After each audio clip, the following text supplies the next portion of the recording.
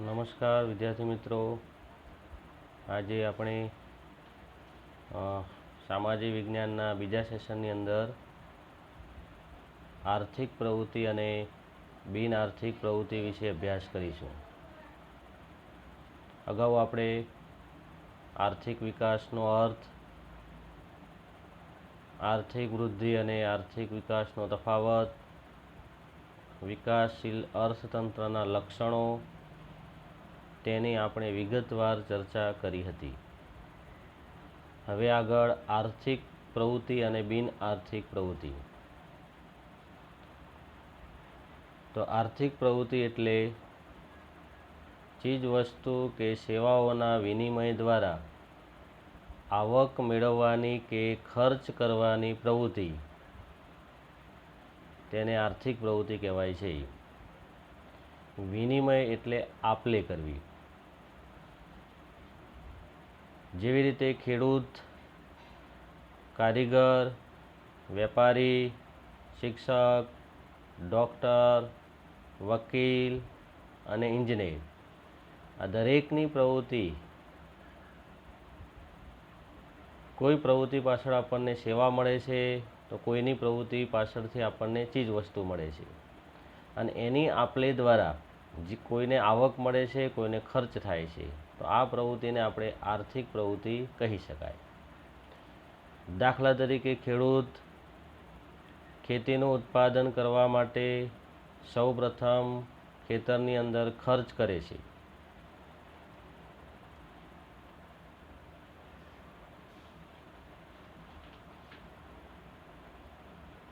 એ જ રીતે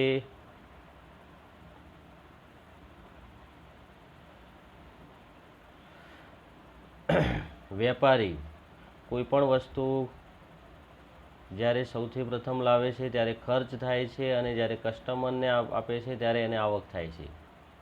આર્થિક પ્રવૃત્તિની અંદર બે વસ્તુ સંકળાયેલી છે, આવક અને ખર્ચ. બીજું છે બિન આર્થિક પ્રવૃત્તિ.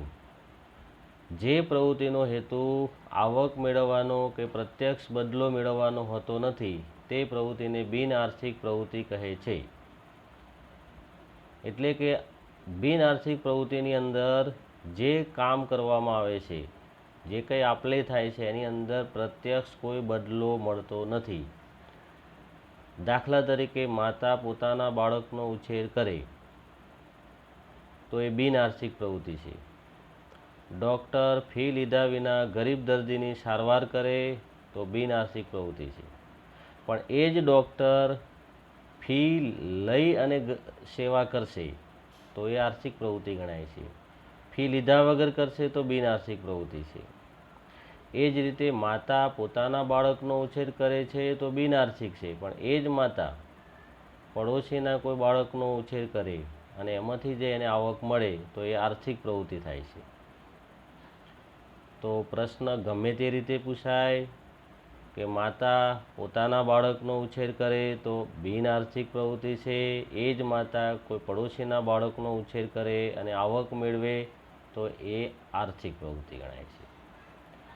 તો આર્થિક પ્રવૃત્તિ અને બિન આર્થિક પ્રવૃત્તિની અંદર વિનિમય બંનેમાં થાય છે, બરાબર, આપ-લે બંનેમાં થાય છે. ફક્ત તફાવત એ છે કે આર્થિક પ્રવૃત્તિની અંદર આવક અને ખર્ચ જોડાયેલું છે, અહીંયા કોઈ પ્રત્યક્ષ બદલો મળવાનો નથી. તો આ થયો આર્થિક પ્રવૃત્તિ અને બિન આર્થિક પ્રવૃત્તિ વચ્ચેનો તફાવત. બે જ મુદ્દા લખવાના છે તફાવતમાં. પરીક્ષાની અંદર તફાવત પૂછાય ત્યારે બે મુદ્દાના 2 માર્ક્સ છે. ફરી વખત ચીજવસ્તુ કે સેવાઓના વિનિમય દ્વારા આવક મેળવવાની કે ખર્ચ કરવાની પ્રવૃત્તિને આર્થિક પ્રવૃત્તિ કહે છે. ઉદાહરણમાં લખી દેવાના: ખેડૂત, કારીગર, વેપારી, શિક્ષક, ડૉક્ટર, વકીલ, એન્જિનિયર વગેરે.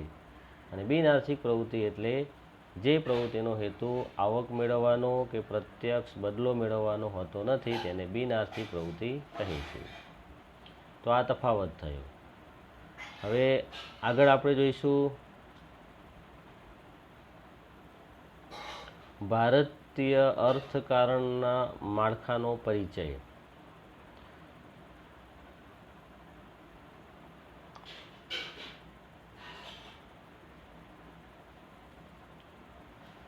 તો અહીંયા હવે આપણે જોઈશું કે ભારતનું જે અર્થતંત્ર છે, જે અર્થતંત્રની અંદર જે કંઈ પ્રવૃત્તિ થાય કે જે વ્યવસાય થાય છે, વ્યવસાયની અંદર એના કેટલા ભાગ પડે છે? 3 ભાગ પડે છે. આ ભારતના અર્થતંત્રના ની અંદર જે કંઈ વ્યવસાય કે પ્રવૃત્તિ થાય એના કેટલા ભાગ પડે છે? 3.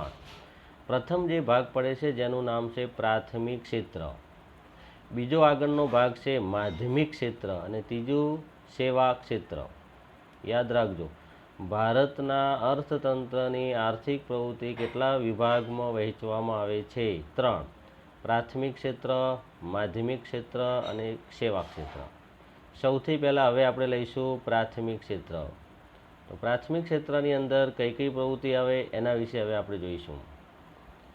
તો આ વિભાગની અંદર સૌથી પ્રથમ ખેતી, ખેતીની સાથે સંકળાયેલું પશુપાલન, પશુ સંવર્ધન, મરઘા બતક ઉછેર, જંગલો સાથે જોડાયેલી પ્રવૃત્તિ, કાચી ધાતુઓનું ખોદકામ, આવી પ્રવૃત્તિ પ્રાથમિક ક્ષેત્રની છે. સામાન્ય રીતે એવું કહેવામાં આવે છે કે વિકાસશીલ દેશો હોય તો વિકાસશીલ દેશોની અંદર પ્રાથમિક ક્ષેત્રનું વર્ચસ્વ વધારે હોય છે. એટલે કે વિકાસશીલ દેશોની અંદર અગાઉ આપણે જોયું હતું કે એનું મુખ્ય પ્રવૃત્તિ કઈ હતી? ખેતી. તો વિકાસશીલ દેશોની અંદર હવે ધીમે ધીમે એ લોકો માધ્યમિક ક્ષેત્ર અને સેવા ક્ષેત્ર તરફ વળી રહ્યા છે. તો અહીંયા 2 વસ્તુ આપણે યાદ રાખીશું. પ્રાથમિક ક્ષેત્રમાં કઈ કઈ પ્રવૃત્તિ અથવા કયા કયા વ્યવસાયનો સમાવેશ થાય? ખેતી, પશુપાલન, પશુ સંવર્ધન, મરઘા બતક ઉછેર, મધમાખી ઉછેર પણ આવે, જંગલ આવે, કાચી ધાતુઓનું ખોદકામ. વિકાસશીલ દેશોની અંદર કયા ક્ષેત્રનું પ્રભુત્વ વધારે હોય છે? પ્રાથમિક ક્ષેત્રનું. પરંતુ જેમ જેમ વિકાસશીલ દેશો પોતાનો વિકાસ કરી રહ્યા છે તેમ પ્રાથમિક ક્ષેત્રનું મહત્ત્વ શું થાય? ઘટે છે. માધ્યમિક ક્ષેત્ર અને સેવા ક્ષેત્ર તરફ ધીમે ધીમે આગળ વધે છે. તો આ થયું પ્રાથમિક ક્ષેત્ર. ત્યારબાદ આગળ બીજું ક્ષેત્ર છે માધ્યમિક ક્ષેત્ર. માધ્યમિક ક્ષેત્રની અંદર નાના મોટા યંત્રો, બાંધકામ, વીજળી, ગેસ, આ બધી બાબતોનો એની અંદર સમાવેશ થાય છે. બરાબર? માધ્યમિક ક્ષેત્રમાં કયા? નાના મોટા યંત્રો, બાંધકામની, વીજળી, ગેસ, પાણી પુરવઠો, આ બધી જ પ્રવૃત્તિ. એટલે માધ્યમિક ક્ષેત્રમાં એવું કહેવાય નાની ટાંકણી બનાવવાથી માંડી અને મોટા મોટા જે યંત્રો બનાવવાના બધા જ ઉદ્યોગો છે એ બધા જ ઉદ્યોગો માધ્યમિક ક્ષેત્રની અંદર આવશે. તો આ થયું માધ્યમિક ક્ષેત્ર. ત્રીજું ક્ષેત્ર આપણું છે જેનું નામ છે સેવા ક્ષેત્ર. સેવા ક્ષેત્રની અંદર તો કે આ વિભાગની અંદર વેપાર, વાહન વ્યવહાર, સંદેશા વ્યવહાર, શિક્ષણ, આરોગ્ય, બેન્કિંગ, વીમો, મનોરંજન, આ બધી સેવાકીય પ્રવૃત્તિ એની અંદર સમાવેશ થાય છે. અહીંયા જે કંઈ આપણને પ્રવૃત્તિ આપેલી છે તેની અંદર કોઈ વસ્તુ મળતી નથી, ફક્ત સેવા મળે છે. વેપાર હોય, વાહન વ્યવહાર, સંદેશા વ્યવહાર, શિક્ષણ, આરોગ્ય, બેન્કિંગ, વીમો, મનોરંજન વગેરે. ભારતીય અર્થકારણના રોજગારી અને રાષ્ટ્રીય આવકમાં સેવા ક્ષેત્રનો ફાળો નોંધપાત્ર પ્રમાણમાં વધ્યો છે. તો આપણે એવું કહી શકાય વિકાસશીલ દેશો હવે ધીમે ધીમે ક્રમશઃ પ્રગતિ કરી રહ્યા છે. કેમ? કારણ કે રોજગારી અને રાષ્ટ્રીય આવકમાં પ્રાથમિક ક્ષેત્રનો હિસ્સો દિન પ્રતિદિન ઘટી રહ્યો છે અને માધ્યમિક અને સેવા ક્ષેત્ર છે તેનો ફાળો દિવસે દિવસે વધી રહ્યો છે. એટલે કે માધ્યમિક ક્ષેત્ર અને સેવા ક્ષેત્રમાંથી હવે વિકાસશીલ દેશો, ભારત જેવા વિકાસશીલ દેશો જે ધીમે ધીમે એની અંદરથી વધારે રોજગારી અને રાષ્ટ્રીય આવકમાં એનો હિસ્સો વધતો જાય છે. તો આ થયું સેવા ક્ષેત્ર વિશે. હવે ત્યારબાદ આવે છે ઉત્પાદનના સાધનો. ખૂબ જ અગત્યનો પ્રશ્ન છે, ઉત્પાદનના સાધનો કેટલા? તો પહેલું આપણે ટૂંકમાં લખવાનું ઉત્પાદનના સાધનો 4. ઉત્પાદનના સાધનો એટલે કોઈ પણ વસ્તુનું ઉત્પાદન કરવા માટે જોઈતા સાધનો. હવે અહીંયા ઉત્પાદનના સાધનો કેટલા છે? 4. પહેલું જમીન, બીજું મૂડી, 3 શ્રમ અને 4 છે નિયોજન, નિયોજક પણ કહી શકાય. હવે એક એકની આપણે વિગતવાર ચર્ચા કરીશું. પરીક્ષામાં 2 ગુણનો પ્રશ્ન આવે, ઉત્પાદનના સાધનો કેટલા અને કયા કયા? તો આપણે લખવાનું ઉત્પાદનના સાધનો 4 છે, જે નીચે પ્રમાણે છે. નંબર 1 જમીન, મૂડી, શ્રમ અને નિયોજક. મોટો પ્રશ્ન આવી જાય 3 ગુણની અંદર તો આપણે એને સમજાવવા પડે. સૌથી પહેલાં આપણે જોઈશું જમીન. સામાન્ય રીતે જમીનને આપણે પૃથ્વીની સપાટીના ઉપલા પડ તરીકે ઓળખાવીએ છીએ. સામાન્ય અર્થ આપણે એવો કહીએ છીએ કે જમીન એટલે આપણને પૃથ્વી સપાટી ઉપરનું પડ ઓળખીએ છીએ. પરંતુ આપણો જે આ પાઠ છે આર્થિક વિકાસનો, આ પાઠની અંદર જમીન અર્થશાસ્ત્રની પરિભાષામાં એનો અર્થ જુદો છે. તમે 8મા પ્રકરણની અંદર જ્યારે ભણશો ત્યારે જમીનની વ્યાખ્યા આવશે. જમીન એટલે શું? તો જમીનમાં ત્યાં આપણે એવું લખીશું કે પૃથ્વીની સપાટીનું ઉપરનું પાતળું પડ કે સ્તર. ત્યારે એને આપણે એ ભૂગોળની ભાષામાં જમીન કહીએ છીએ, પણ અર્થશાસ્ત્રની પરિભાષામાં જમીન એટલે તમામ પ્રકારની કુદરતી સંપત્તિ કે જેમાં પૃથ્વી સપાટી ઉપર આવેલા જંગલો, નદી, પર્વત, પૃથ્વીના પેટાળમાં આવેલા ખનિજો અને ધાતુ, આ તમામનો સમાવેશ થાય છે. તો જમીનની અંદર કઈ કઈ વસ્તુ આવશે? તો અર્થશાસ્ત્રની પરિભાષામાં તમામ પ્રકારની કુદરતી સંપત્તિ, જેમાં જંગલ, નદી, પર્વત, પૃથ્વીના પેટાળમાં આવેલા ખનિજો, ધાતુઓ વગેરે. જમીન એ ઉત્પાદનનું કુદરતી સાધન છે. આ બધા જ સાધનો કેવા છે? કુદરતી છે. તો આ પહેલું થયું જમીન.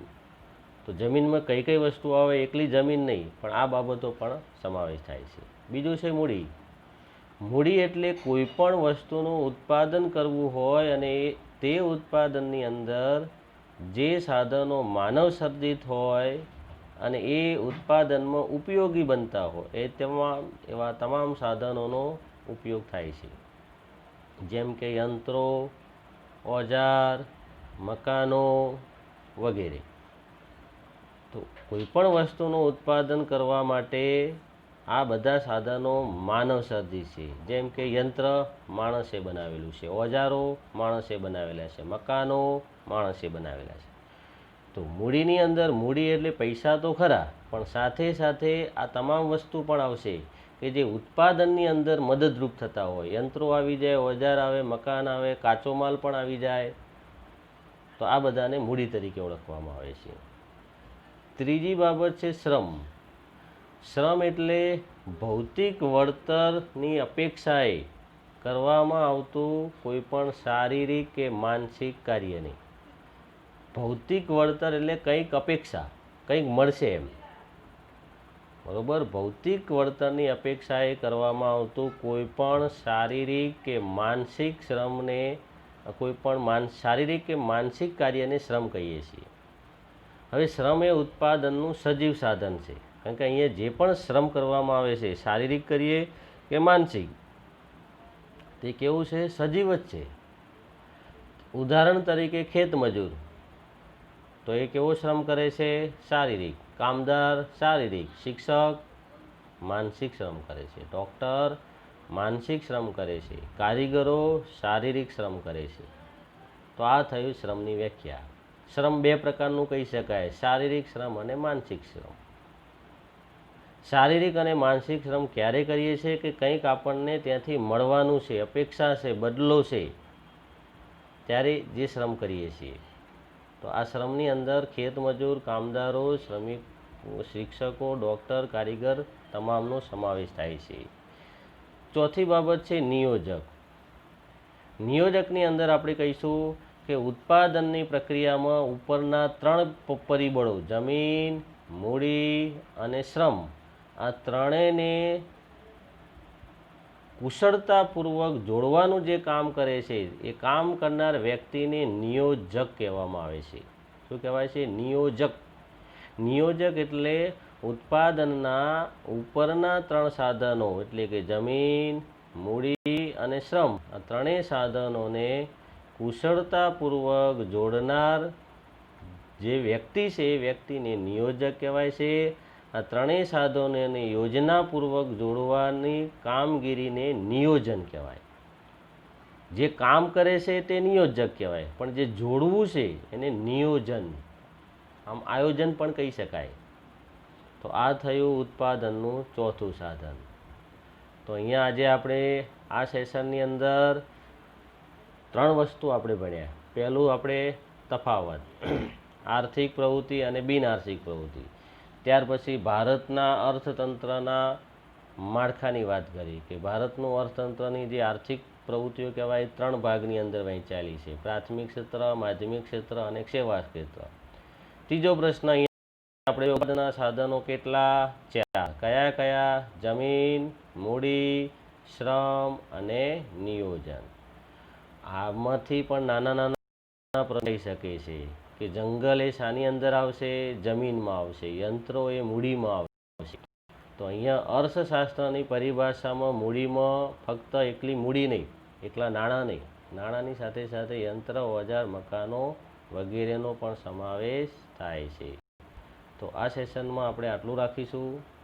કોઈને ના ખબર પડે તો તમે જે આપણું ક્લાસનું ગ્રુપ છે એની અંદર પ્રશ્ન પૂછી શકો છો.